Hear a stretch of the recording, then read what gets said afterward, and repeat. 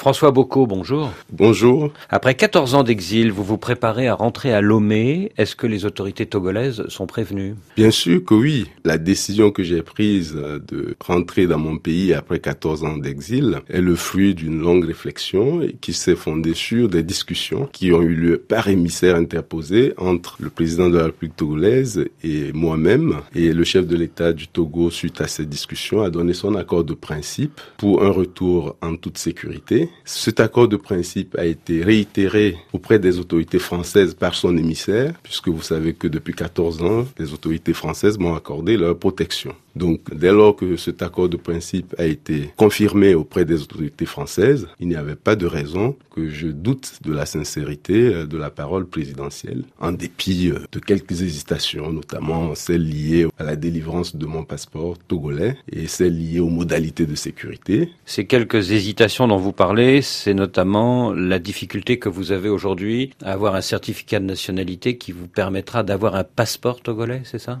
Oui, l'avocat mandaté sur le terrain à Lomé attend avec impatience la délivrance de ce certificat de nationalité qui doit permettre de me délivrer un passeport. Mais ce sont des détails. L'essentiel est que le chef de l'État a donné son accord de principe et a confirmé cet accord de principe auprès des autorités françaises qui, depuis 14 ans, m'ont accordé leur protection. Est-ce que vous risquez d'être arrêté? Pour moi, l'essentiel est que le chef de l'État togolais a donné sa parole et j'ai pris la décision, après avoir consulté les partenaires qui, à l'époque, avaient contribué efficacement à mon exfiltration. Je parle des États-Unis, je parle de l'Allemagne, je parle de l'Union européenne. Donc, après avoir consulté ces partenaires, j'ai pris ma décision, au vu de l'accord de principe que le chef de l'État a donné, de rentrer et au vu de la main tendue. Parce que je dois avouer que le chef de l'État a envoyé 3 émissaires me proposer un retour sécurisé. Quelle est votre situation devant la justice togolaise?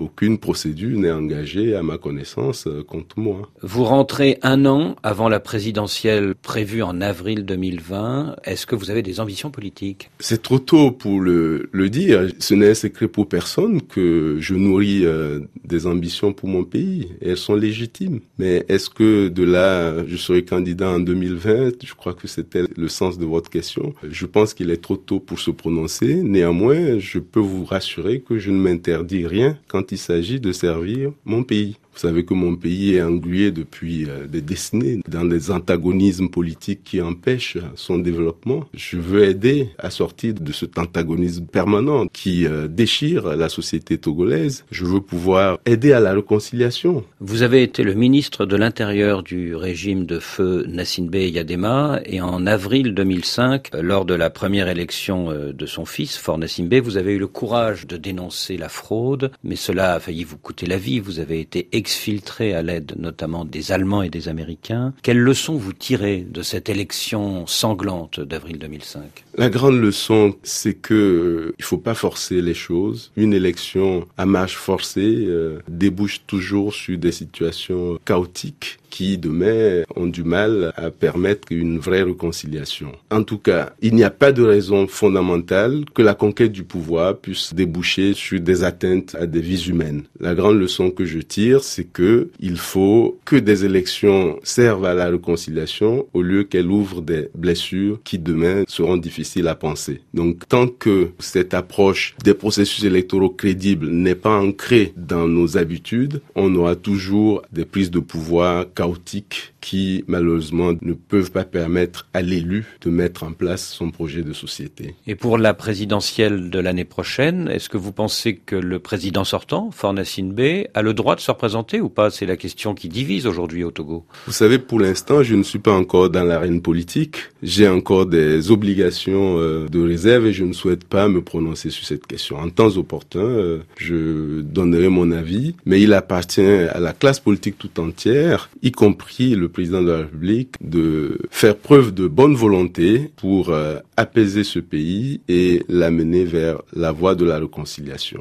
Mais si la CENI n'est pas indépendante, à quoi bon faire des élections, dit l'opposition? Oui, elle a raison, l'opposition. Il faut travailler pour que la transparence du scrutin, effectivement, passe par l'institution qui l'organise, que déjà l'institution qui l'organise soit crédible, qu'elle soit composée de manière paritaire. Il y a des préalables à une indépendance d'une institution électorale. Pour être candidat à la présidentielle d'avril 2020, il faut avoir résidé au Togo pendant 1 an d'affilée avant le scrutin. Est-ce la raison pour laquelle vous souhaitez rentrer dès cette semaine ? Je vous l'ai dit, il est trop tôt pour que je me prononce sur cette question. Je sais qu'il vous tient à cœur. En tout cas, je ne m'interdis rien. L'enjeu majeur du prochain scrutin est de sortir des antagonismes stériles, des postures, l'une de conservation veille que veille de pouvoir et l'autre d'opposition idéologique, trop idéologique pour être stratégique. Donc, mon pays a besoin vraiment de normalité politique. Voilà plusieurs mois que vous demandez votre certificat de nationalité, vous ne l'obtenez pas. Est-ce que le pouvoir ne va pas retarder la délivrance de ce document afin d'essayer de vous empêcher d'être candidat l'année prochaine ? Je n'ose pas croire que on peut exclure du jeu politique